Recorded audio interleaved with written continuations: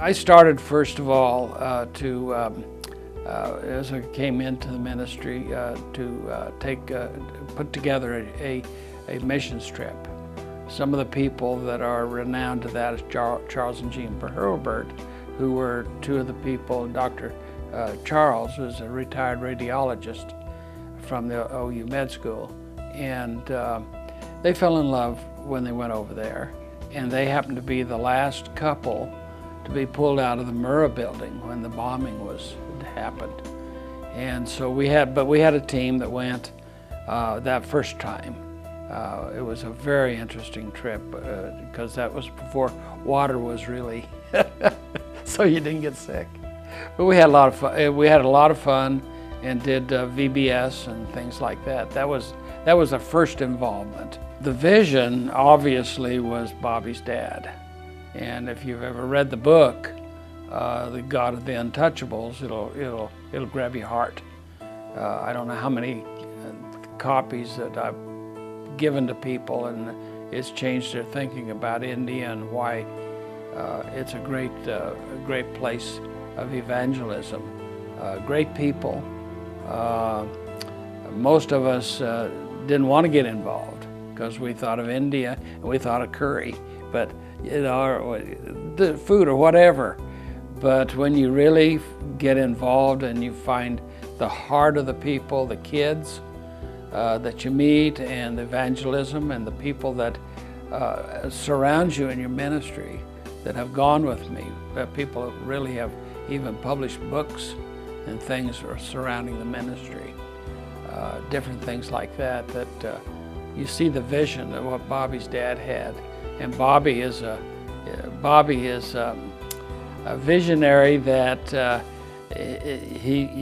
you take him in small doses because he's a big thinker, and and I'm a kind of guy that I want to get the planes in the air. I don't want a lot of paperwork. I want to get her done, and that's really been why I've been involved with this.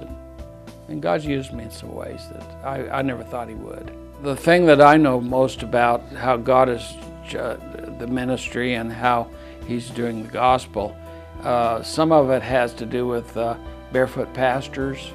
When I taught how to study the Bible when I went, I took Scope Ministries and republished their book in 2 languages. When we went over and had 1,500 pastors come in, and I've had pastors who told me that they came from northern India, said, well, I only had to fight tigers twice to do my ministry. And I had a pastor in one of my classes who his son was killed on the road. Pardon me. His son was killed on the road and didn't come home for 2 weeks. And somebody says, your son is up in the ditch up there. And we asked him, I said, what are you going to do? He says, I'm going to preach the gospel. He gave his son for me. I gave my son for him.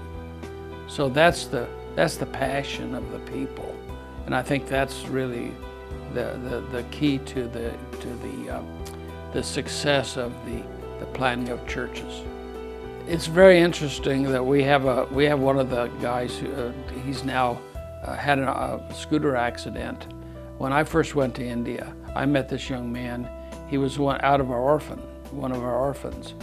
And that's one of the things that I really love the orphans, because my wife went with me, Sandra went with me, the first trip, and she put in Awana. And this one guy had just come back from Indonesia. He was an orphan, and he went down there to get his doctorate. And it just shows you how it's a generational thing. And now he's ahead of the college. And so God has given us an avenue with these people, and these people are just turned on.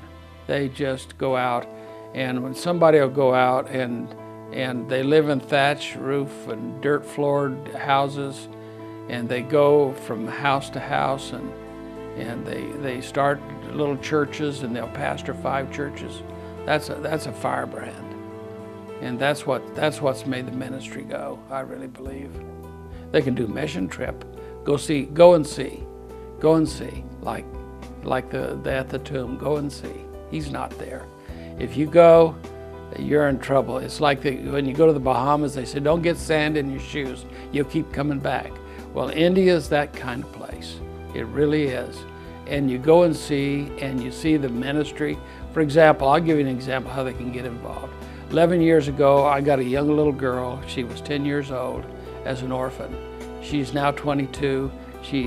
When we get an orphan, when somebody brings them to us, we train them we take care of them, we provide everything for them, and we take them all the way through their education. Now she has a job. I get a little guy by the name of CV. He's 6 years old. His mother and father couldn't financially take care of him, and they committed suicide. And we have that little boy. I get to pray for this little boy, and I get goosebumps when I think about what God could do for him as a man. And you know, and the other thing is that if you have children, I've had two grandsons, a granddaughter and a grandson, who've gone with me to India, and they want to go back. You know, so that's how you can get involved with it. Either giving and praying, make a list. We have really a good way where we can support a pastor. We support four pastors in our church that are barefoot. I call them barefoot pastors, church planters. And we've done that, and they only get about $50, $60 a month, but they do great things. So you can get involved. I started 20-some years ago, and I'm still excited. There's even been times when a guy like me, I'm an old salesman. That's what I made my living at, as a salesman. And yet they allowed me in an interim basis, because they needed somebody, to be the treasurer on 2 different times and see the inner workings of everything that goes on. And they trusted me, and I trust them, and I trust Bobby. I trust him with my life, because I know that the ministry is it's so exciting. I hate to think that I'm at the end of my life. I wish I had another 20 years. The only thing that I could tell you is that when I alluded to the story about Charles and Jean Hurlburt, who were in the bombing at the Murrah building, I had a friend who was going down to the bombing. By the way, my son Tim Puckett, who you'll interview, he's one of the doctors that was there that amputated the little girl's leg to get her out of the bombing. And we had another guy in our church, Scott White, who was a fireman, and he was there. So when Charles and Jean passed away, we had memorial gifts about I think it was $5,500. And the 3 girls didn't know what to do with the money. And so I said to our missions committee, I know of a chance that we could build a church in Andhra Pradesh in north of Madras. And so we contacted the girls. They gave us the permission. I had a friend who had pulled some of the siding off of the building, and I had a memorial in Charles and Jean's in marble. It's granite, and in those days I just threw it in a suitcase and we got on the plane. And when we got to India, they shipped it up, put it on the side of the church building, and we went up and we had a memorial service, which you'll never. That's something that you just can't imagine. The pastor of that church told me, he said, this act, I could preach for 100 years, and this act is more notorious to everybody around. So that's one of the great stories, I think.